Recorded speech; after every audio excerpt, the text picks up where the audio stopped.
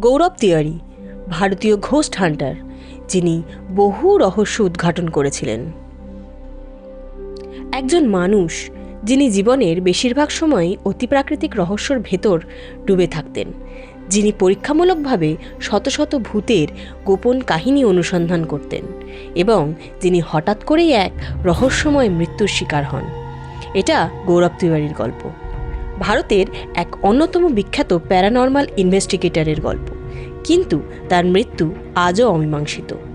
গৌরব তিওয়ারি তিনি ছিলেন একজন ভারতীয় প্যারানর্মাল ইনভেস্টিগেটর ও ঘোস্ট হান্টার।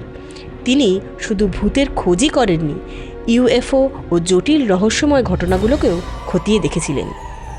তিনি ইন্ডিয়ান প্যারানর্মাল সোসাইটির প্রতিষ্ঠাতা ও সিইও ছিলেন। টেলিভিশনে বিভিন্ন শোতে তিনি ভূতের তদন্ত ও রহস্য নিয়ে উপস্থিত হতেন, যেমন haunted weekend with Sunny Leone, MTV girls night out, Bhoot Aaya, fair files, আরও কত কিছু। ইন্টারন্যাশনাল রেডিও ও টিভিতে প্যারানর্মাল টপিক নিয়ে কথা বলতেন।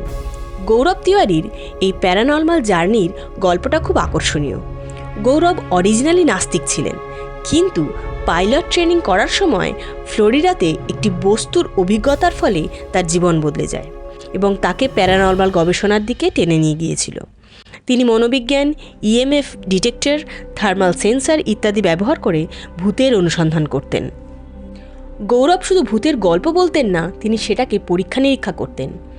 তিনি SYFI এর হন্টিং অস্ট্রেলিয়াতে অংশগ্রহণ করেছিলেন, যেখানে ইন্টারন্যাশনাল টিমের সাথে ভূত ঘটনা যাচাই করা হতো। গৌরব তিওয়ারি 7 জুলাই 2016 সালে দিল্লির দ্বারকার নিজের বাড়ির বাথরুমে অচেতন অবস্থায় উদ্ধার হন। তাকে হাসপাতালে নিয়ে যাওয়া হলেও শেষ রক্ষা করা যায়নি। পুলিশ ওনার মৃত্যুকে আত্মহত্যার ঘটনা বলেন, তবে কেউ কেউ বলেছেন ওনার মৃত্যু কোনো এক অজানা শক্তির প্রভাবে হয়েছিল। এই রহস্যময় কথার কারণ হচ্ছে, পরিবারের সদস্যরা বলেছিলেন তিনি তার মৃত্যুর কিছুদিন আগে থেকেই একটি নেগেটিভ ফোর্স তাকে টানছে বলে সবাইকে জানান। তার জীবন ও মৃত্যু নিয়ে এখন একটি Hindi horror mystery web series এসেছে, ভয়, দ্য গৌরব তিওয়ারি মিস্ট্রি।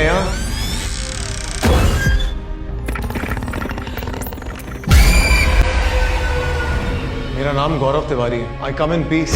যেখানে শুধু তার তদন্তগুলো দেখানো হয়েছিল তাই নয়, তার সঙ্গে সঙ্গে মানুষের ভয় ও অদৃশ্য শক্তির সাথে মানসিক সম্পর্কও দেখানো হয়েছে। बैटरी ड्रेन हो रही है। मैं जानता हूँ कि तुम यहाँ अकेली नहीं हो। 20 से ज्यादा।